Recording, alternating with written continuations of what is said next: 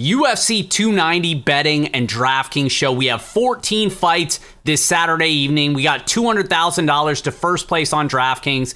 I'm Jon Kelly. Let's hear the picks. And we're going to get things started in the lightweight division as Kirk is moving up to 155 pounds here to face Esteban Rybovic, who we saw made his UFC debut against Loic Radzhabov, and he gave a pretty good account of himself. There was a lot of question marks on the Rybovic side coming into that matchup. You know, he was given a layup on the Contender Series, got the first round finish there, but as we saw on the regional scene, he just didn't face anybody. You know, we had a lot of questions about his cardio, whether his skills will translate to the UFC level. I think he was able to answer a lot of those questions in that Radzhabov fight. He's a very competent opponent. He looked good in that fight, landed a knockdown, and yes, he lost and he gave up a bunch of takedowns, but he kept working back to his feet. He was taken down 11 times in that fight. His power carried through 15 minutes, and it was a very close decision. I thought that Rybovic gave a good account of himself, and I think he's going to have multiple advantages over a guy like Kirk, who, quite frankly, I haven't been impressed with at the featherweight division. I don't know if moving up to 155 pounds here is going to benefit him.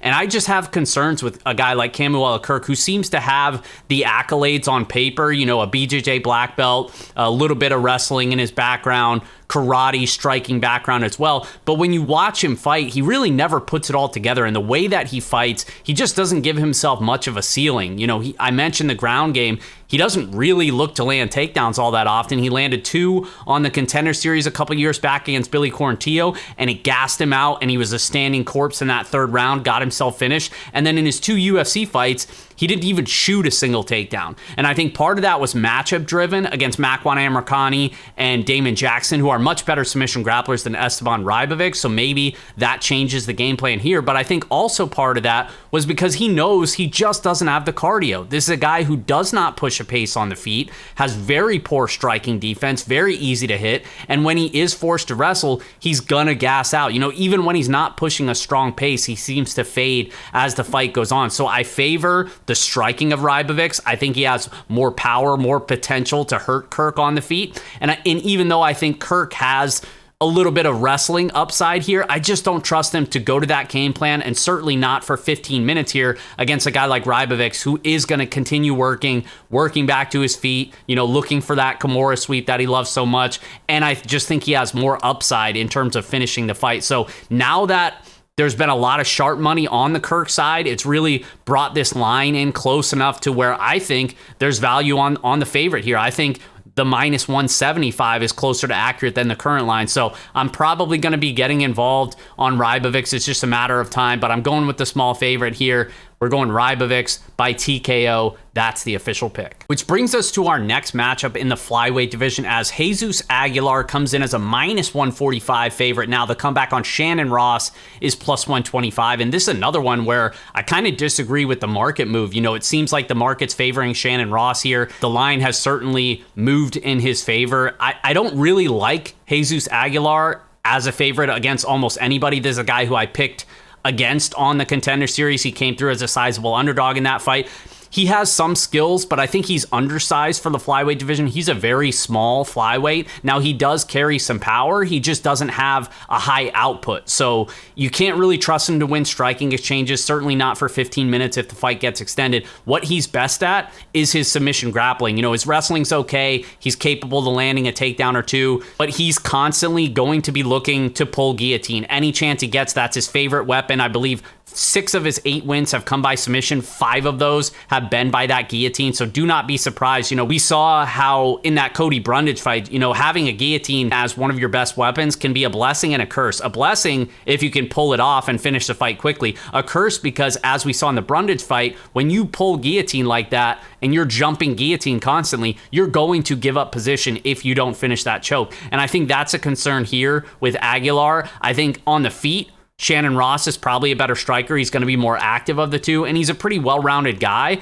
but I just don't think he has much of a ceiling here because of the durability. You know, he's 34 years old. He's been knocked out 3 times in his career in each of his last 2 fights, and these were some brutal knockouts. I mean, on the Contender Series, Vinicius Salvador just shot after shot just kept stinging him, and then Clayton Rodriguez gets him out of there super quick in his UFC debut. So I don't trust this guy's durability. I think overall, he's probably a little bit more well-rounded than Aguilar. but I just don't trust the chin, man. I really don't. And I think Aguilar, even though he's not nearly as much of a threat on the feet as Rodriguez or Salvador, I do still think if he lets his hand go, he's got the potential to maybe hurt Shannon Ross, snatch up the neck, club and sub type scenario. So we're going Aguilar by submission. That's the official pick. Next fight up in the bantamweight division, we have Cameron Simon, a minus 500 favorite with the comeback on UFC newcomer Terrence Mitchell at plus 370. And this is a clear setup fight to me. Cameron Simon is the young protege of Dricus du Plessis, who's fighting on the main card of this fight. They like to book those two to fight on the same card because they're very close, regular training partners. And Cameron Simon fights a lot like du Plessis, where he really relies on a lot of those intangibles. He's very powerful on the feet, and he's got great cardio. He's not the cleanest striker, and I still have some concerns with his defensive grappling issues, but in a lot of these matchups, he's able to overcome that with his power, with his cardio, with his output, and I think that's going to happen here against a guy who's clearly being brought in on short notice just to get finished. I mean, let's be honest, Terrence Mitchell, he fights out of the Alaskan regional scene. Not going to say too much more about that. We know how usually they get a bad rap for being a lower level, whether it's justified or not. We just haven't really seen Alaskan regional guys translate to the UFC level. Probably the closest would be Uros Medic, and even he's been hitting some bumps in the road along the way here. But I just don't think Terrence Mitchell really has anything for Cameron Simon. He previously fought on The Ultimate Fighter. Kai Car-France knocked him out in like 30 seconds, and I think that's what's going to happen when if you're UFC level and if you're a promising prospect, like a lot of people think that Simon is, you're going to get a guy like Mitchell out of there early. I don't think he has anything for him wherever the fight goes. Simon's historically a slow starter. We see it time and time again where the first round, he doesn't really, overwhelm guys, but then it's usually rounds 2 and 3 if it gets there where he really starts to put it on guys and typically try to finish them late. I'm not sure if this one's going to get there because I don't trust the durability of Mitchell. I don't trust the skill set, and I think Simon gets it done inside the distance. We're going Simon by TKO. That's the official pick. Next fight up in the light heavyweight division, we have Vitor Petrino, a minus 280 favorite with the comeback on Marcin Prochazka at plus 235. And I do think the favorite price tag here on Petrino is justified. I just think he's got multiple ways to win this fight. I was very impressed with him in his last fight. I bet him in that spot against Anton Turkalj, and I just expected the power difference to be a real thing. I didn't really expect to see him land multiple takedowns, answer the cardio question marks that we had coming into that fight. I thought the cardio was on point for the most part. He's not the most technically sound grappler, as we saw him lose position many times, but he is capable of landing takedowns, and that power, that knockout power is for real. And I think that's going to benefit him against a guy like Marcin Prochazka, who we know hasn't been knocked down recently, but we know the durability is still a concern. He's been knocked out 4 times in his career, and even though he's been able to survive recently, a lot of that is matchup driven. He fought William Knight, who basically had zero interest in throwing a single punch that entire fight. And honestly, I thought it was a bad look for Prochazka that he wasn't able to finish that fight, considering he had William Knight hobbled on one leg by basically the beginning of the first round. So I don't really respect Prochazka's skill set. I think he probably needs to keep the fight at distance, land some leg kicks, stay on the outside, and avoid eating a big punch. I'm just not convinced that he's going to be able to do that. And even in that world where maybe he's outpointing him, he's still going to have to avoid the big power shots of Petrino, which I don't trust him to do. And I think Petrino can go to the grappling where he's going to have a sizable edge. Prochazka only defends takedowns around 60%. You can take this guy down. We've seen it time and time again. I don't trust the durability. I don't trust the takedown defense. And I just really don't trust his path to victory in this spot. So we're going Petrino by TKO. I think the durability concerns come back up here at UFC 290 and he gets the knockout. Next fight up, this one's at a catch weight. It's going to be Tatsuro Taira, a minus 900 favorite with the comeback on Edgar Chairez at plus 600. And at this point, we know what Tatsuro Taira brings to the table. He's got one of the best back takes in the division. He's an undefeated prospect fighting out of Japan, and he is very impressive when he gets the fight to the mat, and he's been capable of doing that so far. He averages over 2.5 takedowns per 15 minutes, so we know he's got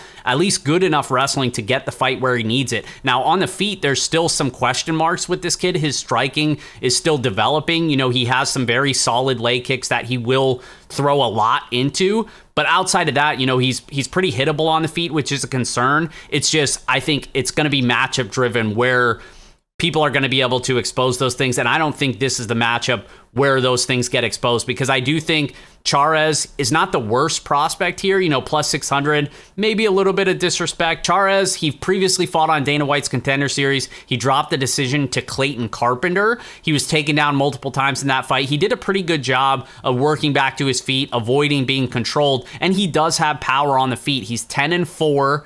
10 of his wins have come inside the distance, so historically he is a finisher, and he trains out of Entrom Gym with Andres Luna, previously Brandon Moreno, and other guys down there. So he fights out of a pretty strong camp. He's an okay prospect. I think the defensive grappling is his biggest weakness, and I think this one against a guy like Tyra, very different from Clayton Carpenter. Carpenter's still extremely green and not a great control guy, not a huge submission threat either. Not that he can't submit guys, but certainly not as dangerous as a guy like Tatsuro Taira, who's very good at taking them back, very good at submitting you. So I think Taira, once he gets this fight to the ground, and I do expect him to, I think he kind of cuts through Charez like butter eventually. Maybe Charez works back to his feet once or twice, but eventually I think Taira finds the submission and gets his hand raised. We're going Tatsuro Taira by submission. That's the official pick. And the one thing that I'll add is this is a crazy DraftKings slate, because not only do we have 14 fights, so there's just that many more combinations we could play with, but the 9K and above range is so interesting this week. It's early in the week. I haven't even thought about ownership projections,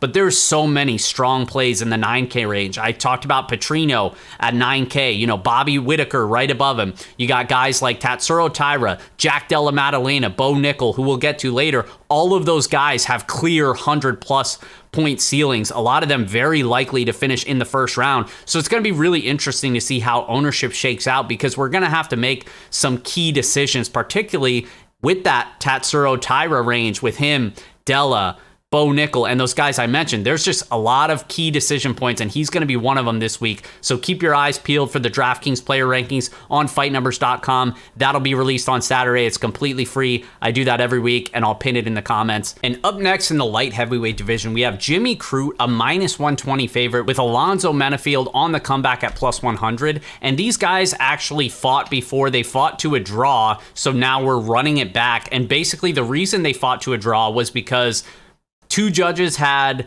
Alonzo Menafield up 2-1, but he did get a point deduction in the third round for grabbing the fence, which did prevent a takedown. And per the rules, you are supposed to take a point when that happens. So Mark Goddard did, and that's why it was a majority draw. But, I seem to recall watching the fight live, I thought Jimmy Crute actually still won with the point deduction. I had it Crute winning round 1. I thought Menafield clearly won round 2. And it all came down to round 3, where Crute basically didn't land a ton of damage, but he certainly controlled Menafield for the majority of the round. So I thought Crute had won 2 rounds. Then you got the point deduction from Menafield. I thought he won the fight.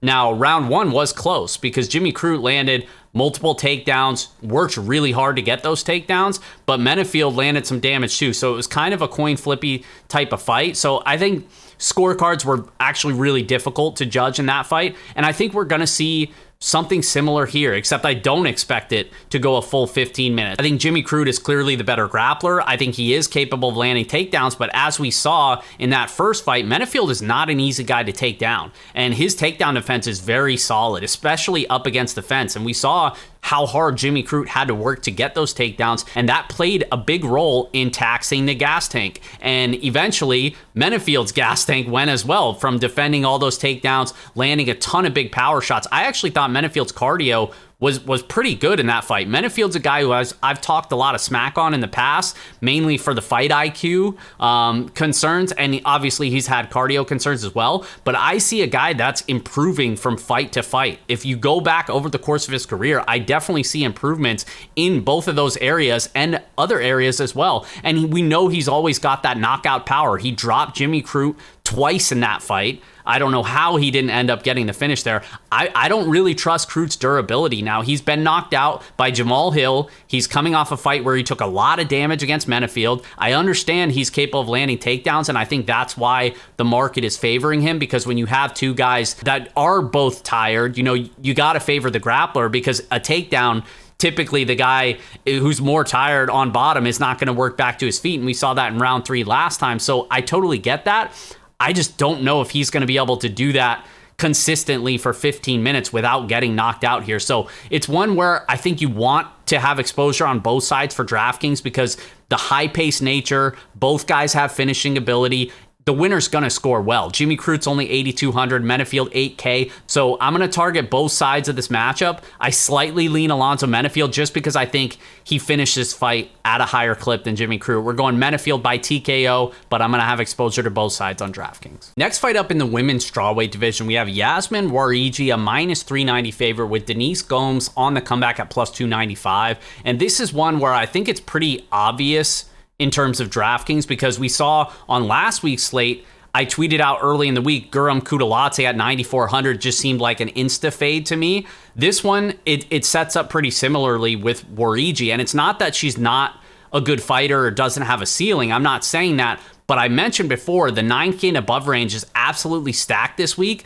And if we're comparing her to Tatsuro Taira, Jack Della Maddalena, Beau Nickel, and even cheaper people like Vitor Petrino and some of these other guys, Brandon Moreno in the upper 8K range, who's got a 5-round fight, like all of these options, Alexander Volkanovski, who I didn't mention, at 9,200. So right there in that same price range, all of those options are better than her. All of them have a higher ceiling and a higher floor, in my opinion. So even if she does hit her absolute ceiling, land a knockdown or two, end up getting the finish, I still struggle to see her outscore those other fighters that I mentioned. So honestly, it's an easy fade for me on DraftKings. I'm probably going to have very little, maybe none of Warigi, and that's assuming I make a ton of lineups. I'm still probably not going to have any. So if she beats me and she's optimal, that's fine. I'm going to look to do something else with my lineups. And we saw in that Kudalate fight, it just happened to work out that Brenner ended up winning. But even if you didn't think Brenner win, and I picked Kudalate to win, but on DraftKings, I had a bunch of Brenner. And it's just because if you're already fading that fighter, you might as well double down and get extra leverage on the other side, since you're rooting for them to underperform anyway. So I'm probably going to take a similar approach here, where I don't like many dogs on this card. Denise Gomes is cheap, even though I expect her to lose. At the end of the day, this is a women's kickboxing match. Neither of them are really going to look to grapple. So, and we know based on her last fight, she knocked out Bruna Brazil, better in that spot, too big of an underdog, but that one was a much better matchup for her. Here, I think she could be competitive, but I really think that Warigi's the cleaner striker, more power, much better defensively, and I think that's going to play out over time. We're going Warigi by decision. That's the official pick, but I'm probably going to have zero exposure on DraftKings and try to get a little bit of a Denise Gomes on the other side. And up next in the welterweight division, we have Jack Della Maddalena, a minus 900 favorite, with the comeback on UFC newcomer Josiah Harrell at plus 600. And this is one where it kind of sucks, because we were supposed to get Sean Brady against Jack Della Maddalena, which would have been an awesome stylistic clash. I definitely had some interest on the Sean Brady side, but if you've been paying attention to Twitter, that fight was canceled. Sean Brady had some sort of medical issue with his elbow, and now we're getting Harrell on short notice here. He's a 7-0 prospect, seems to have an okay skill set, but let's be honest, it really doesn't matter. This is a brutal matchup for him here, making your UFC debut. He fought just a couple weeks ago over an LFA, won by 3rd round knockout. He just doesn't really have much for Jack Della while the fight plays out on the feet. I think Maddalena's a much better striker, much better boxer. He mixes it up great with the body and back up top to the head. I think he's going to find the kill shot in round 1 here. So we're going Maddalena by TKO in round 1. That's the official pick. In terms of DraftKings, though, I mentioned before with Simon and some of these other fighters and Tyra, you're going to have to make some really key decisions. And one of them is probably Beau Nickel versus Jack Della Maddalena, because they're only $100 difference. And I'm not sure there's much of a difference in terms of ceiling, because we expect Beau Nickel to win in round 1 and we expect Jack Della to win in round 1 as well. So it's just one of those things where you probably can't play them both together unless you get really, risky with the bottom of your lineup. So it's going to be one of those things where you might have to choose Beau Nickel or Jack Della Maddalena. And at this point, I'm not sure which way I'm leaning for that one. So Maddalena wins in round 1. 9,700 is a lot to pay, but he does have one of the safest floors this week. Maddalena by TKO is the official pick. And next up, we have another welterweight matchup as Niko Price comes in as a minus 255 favorite with Robbie Ruthless Lawler on the comeback at plus 215. And man, I really struggle with this one because I get why Niko Price is a favorite, but I think this is a big price tag to pay against almost anybody because we know over the course of his career, Niko Price has never been a good round winner. He's a big moments fighter and a good finisher, but he's not a good consistent round winner. This is a guy that struggles to defend takedowns, that could spend time on his back, doesn't fight with a high fight IQ, and has durability concerns. He's been knocked out multiple times, hurt multiple times over the course of his career, and now he's lost 3 of his last 4 fights, including being finished in his last fight as well. So those are a lot of reasons why you don't want to lay this big of a number with him against almost anybody. Now, the reason I'm not very interested in backing the underdog here is because Robbie Lawler is 41 years old. He's looked awful in a couple of his recent fights. I know he did look a little bit better in that Brian Barberena fight, but man, he really does look like a shell of himself. I'm not sure how much he has left in the gas tank. We know the durability is a concern on the Lawler side as well. I'm just not sure that he's going to be able to put up with the output of Niko Price here because Lawler has kind of always been a punching bag, but especially later in his career now. I mean, everything you're throwing is going to land on Robbie Lawler. I have a hard time seeing him be able to match that volume of Niko Price, and I think he eventually makes him pay. So Niko Price by TKO is going to be the official pick. Now, having said all that, I mentioned before, this is a huge slate, and not a lot of underdogs look very live here.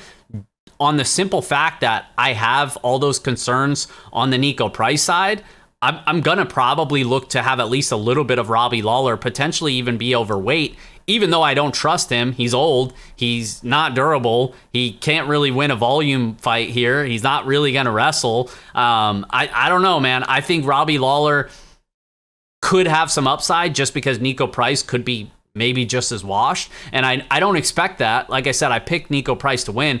But again, you just always have to play these mental games in terms of DraftKings. Like, okay, well, if Lawler does land a big punch and does still have a little bit of power, maybe he puts Niko Price out. And if that's the case, he's going to be the underdog that you need. Not saying it's going to happen, but it's just one of those situations where you need to look to at least have some exposure to Lawler as the underdog, despite expecting Price to knock him out. And before we get to the main card, guys, do me a favor, hit that like button, hit the subscribe button as well. I try to do these videos each and every week. Everything I do is completely free. I definitely appreciate it. That's all I ask is just hit that subscribe button, drop a comment, anything to help me out. It goes a long way, and I definitely appreciate it. Now back to the fights. And kicking off the pay-per-view main card, we have the Penn State alumni, former All-American wrestler, Beau Nickel, who's perhaps the most exciting name in mixed martial arts these days. And even though he's only had 4 professional fights, he's had about 5 minutes of time in the octagon across those fights. He is very exciting to watch, and I think he's definitely captured a huge chunk of the UFC market in terms of fan group. You know, I have guys like my barber is not a huge MMA fan, but he's like posting about Beau Nickel nonstop, asking me every time I get a haircut, when's Beau Nickel's next fight? So it just goes to show how popular this dude is, and it's no surprise that when Tresean Gore pulled out of the fight, you know, they had to keep him on the card because you can't drop such a huge name like Beau Nickel, who is a staple of the pay-per-view here. People would have been up in arms if we lost him. So as expected, they bring in somebody who nobody's ever heard of to come in here and basically get fed to Beau Nickel. Now, Val Woodburn, we don't have odds on this fight. Obviously, Beau Nickel is not a minus 10,000 favorite. I just put that up there because we don't have odds yet. But he might as well be, because Val Woodburn, you know, he's definitely built like a fire hydrant, super powerful. 5 of his 7 wins have come by knockout, but I don't think he has really much of a skill set outside of his pure power. Now, who knows, man? Maybe he can land a big lucky punch and shock the world.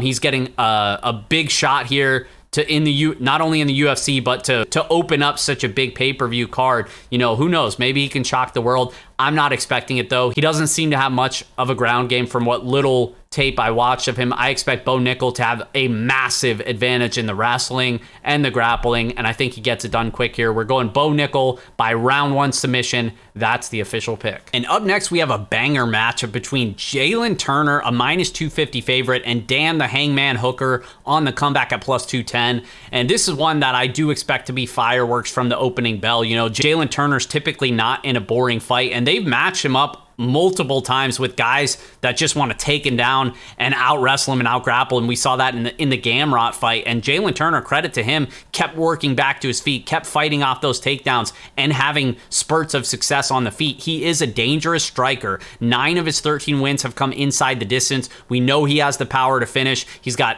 sharp leg kicks. He works the body well as well. He's hurt multiple guys to the body. We know he has the knockout ability. And then on the flip side, Dan Hooker is a guy who I respect the hell out of. Big Dan Hooker fan over the course of his career, but certainly recently it seems like he's on the back end. Even at 33 years old, you know, he talked about hanging it up previously. He looks like a guy that's searching to me, you know, dyeing his hair, getting all these tattoos, midlife crisis vibes is what I'm getting. And I just don't trust the durability. You know, he's been finished in 6 of his 12 professional losses. Now, granted, he's faced a much tougher level of competition, but at this point, I just don't think he can hang with the up-and-coming prospects like a Jalen Turner. I think he needs guys like Claudio Puelles, who was an obvious spot that Hooker would have multiple advantages in that fight. Those are the type of fights that he needs. I think facing a guy like Turner's going to have more output. Turner's going to be landing the bigger shots, and I just think Jalen Turner wants it more at this stage in his career. I don't trust the willingness to really go for it in this fight on the Dan Hooker side. We're going Jalen Turner by TKO. I think he finishes him and gets his hand raised and makes a statement. That's the official pick. Which brings us to our featured bout on the main card here, as Robert Whittaker comes in as a -390 favorite. The comeback on Dricus du Plessis is +295.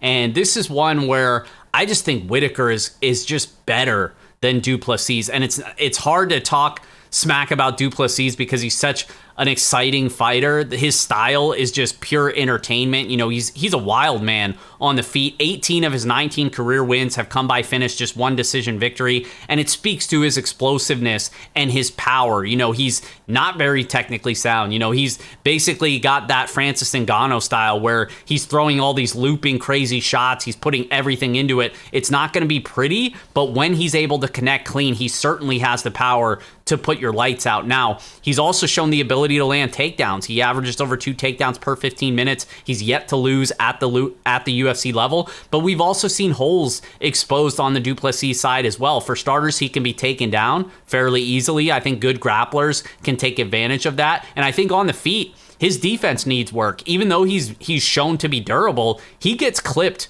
pretty clean on the feet multiple times throughout his run here. And on the flip side, Robert Whittaker, he's not the most exciting fighter, but man, he is very well-rounded. We've seen that time and time again. Whenever you want to count this dude out, he's just so good in multiple areas. You know, the boxing, he's just going to be, I think he's going to be out of range a lot of times for du Plessis. Like, he's landing multiple shots, darting out of range. His defense is so much better in this matchup. And then I think one thing that's not talked about enough with Robert Whittaker is his wrestling ability. That's something that him and his team have focused on since the first loss against Israel Adesanya. In his last 5 fights, he's shot 33 takedowns. And he hasn't landed all of those, obviously, but it's certainly starting to become more of the game plan time and time again over his last few fights. And I think just having that wrestling advantage here, where he is going to be the better pure grappler than du Plessis and going to be the one more likely to spend time in top position, I think having that in his back pocket is going to serve a purpose here in case he gets buzzed on the feet. Now, the difference is, I think du Plessis has to hurt him on the feet to win this fight. Now, can he do that? Sure, it's possible. I'd still be surprised. You know, we've seen Whittaker hurt before, but in general, he's pretty durable. I think that's the only path to victory for du Plessis. So even though I think du Plessis loses, I'm probably going to have more exposure to him on DraftKings because Whittaker's in that tough price range where I just like the fighters better around him in that 9K range. And du Plessis, if he were to to pull off the big upset. We know he's going to score well. So Whitaker by decision's the official pick, but I'm going to have more exposure to the dog on DraftKings. And up next, we have our co-main event. Brandon Moreno is a minus 180 favorite with Alexander Pantoja on the comeback at plus 155. And this is such a fun matchup in the flyweight division, as these guys have actually fought twice before, Pantoja getting the better of those matchups. But I think since the last time they fought, over the past 5-6 years, Brandon Moreno has been the one who's made more improvements, not just because he's winning the belt in this division, but because we've really seen the striking come a long way, certainly over the course of his career and the last few years, where he's one of the better boxers in the division now. We've seen him finish multiple opponents, Davison Figueiredo and Kai Kara France as well, with showing off his striking ability. This guy is a good striker now. He doesn't just have the ground game, and that's when he's at his best, is when he's able to blend those two together. He averages 1.8 takedowns per 15 minutes. We know he's one of the better submission grapplers in the division as well. And on the flip side, Pantoja is a guy who I feel like I'm always rooting for, but I just can't get there in this matchup. Despite him winning the last time they fought, I think this is a much different fight. And Pantoja has looked good recently, but a lot of that is because he's been able to get those early finishes. And that's where he's the most dangerous. It's going to be in rounds 1 and round 2, because over time, I think this fight is going to favor the patience, the technicality of Brandon Moreno, who's going to be able to pick him apart. And this is a different matchup than Pantoja's last couple, like guys like Brandon Royval, where it's fun, but it's clear that Pantoja is a better technical grappler. That's why he was able to dominate that fight. The fight against Alex Perez, where he just walked him down and big brothered him. Perez didn't even want to be in there. As soon as he started getting hit a little bit and had Pantoja on his back, he tapped at the first sign of adversity. It's just one of those things where I think this is a much different matchup. Brandon Moreno's so technically sound that even in those grappling exchanges, I expect him to stay safe and even have success of his own. And then I think the cardio is going to massively favor him as the fight goes on. Pantoja fades even in 15-minute fights. Now he's going to potentially have to fight 25. I just don't see it. I think it favors Moreno as the fight goes on. I think he gets a finish in the middle to late rounds. We're going Brandon Moreno by TKO. That's the official pick. Which brings us to our main event, as Alexander Volkanovski's coming back down to his natural weight class in the featherweight division to defend his title. He's a minus 380 favorite with Yair Rodriguez, the challenger, on the comeback at plus 290. And this is one where I don't have a hot take. I love Yair Rodriguez. Super exciting finish over Josh Emmett his last time out. Cashed a big bag for me in that fight, so shout out to him. But I just think this is a brutal matchup for him. I mean, it's a tough matchup for anybody, but specifically Yair Rodriguez, who maybe can match the output on the feet with Volkanovski. He's a very high volume striker, and Yair is going to be looking for that kicking attack. He's got power. Maybe he can hurt him early. I honestly think that's the only way he can win this fight, though, because I think over the course of 25 minutes, he's going to struggle to match the output and the cardio of Volkanovski. And the other thing is Volkanovski's clearly able to land takedowns in this matchup. Yair Rodriguez does not defend takedowns well, and I think the way that Volkanovski blends his striking with his ground game together is going to be a problem here. It's going to be an issue for Yair. And where I said in multiple matchups previously on this card where the dog has to hurt the guy in order to win, I think that's the case here. The difference is those other matchups, we've actually seen the other opponent get hurt multiple times and finish. We haven't even really seen Volkanovski compromise. So I just think Volkanovski's super durable, super high output, great cardio. He's just a nightmare matchup for anybody in the division. And I think he probably rolls through Yair Rodriguez pretty comfortably here. We're going Volkanovski by decision, but a late stoppage wouldn't surprise me either. Either way, he's got a great floor on DraftKings just because of that volume and output and the potential for 25 minutes. We're going Volkanovski by decision. That's the official pick. And as always, guys, fightnumbers.com will have my DraftKings player rankings. It'll have my ownership projections as well. A couple other things, MMA line movement. It's all completely free. I'll pin it in the comments. Also, I'm not 100% sure yet, but I'm going to put it in the video just for people that don't follow me on Twitter and stuff like that, because I typically tweet out basically any of the content that I'm doing at Jon Kelly DFS, but I'm putting it in the video just in case. Not sure yet, but I think maybe after my daughter's bedtime, I might go live on Saturday while I watch the fights, in case you guys want to interact in the live chat and stuff like that, sweat the fights with me. I haven't done something like that this year. There's been a couple of requests to do it. I might be doing it this Saturday, so keep your eyes peeled. If I do it on Saturday, it'll be around like 7:30, 8 o'clock, something like that, maybe towards the end of the prelims leading into the main card, but we'll see. Follow me on Twitter. I'll keep you guys updated at Jon Kelly DFS. Best of luck, guys. We'll see you next time.